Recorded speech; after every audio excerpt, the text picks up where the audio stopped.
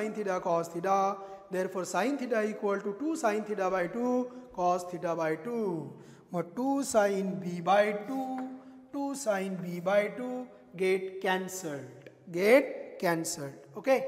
Therefore cos a minus c upon 2 equal to cos b by 2. cos ला cos जाणार ना, taking cos inverse, दोन्ही बाजूंचा cos inverse घेतला. हे दोघं cos आहेत बरोबर, हे दोघं cos आहेत, हे इक्वल आहे, याचा अर्थ यांचे अँगल्स पण काय असणार equal. Therefore a minus c upon 2 equal to b by 2. by 2 get cancel. Therefore a minus c equal to b.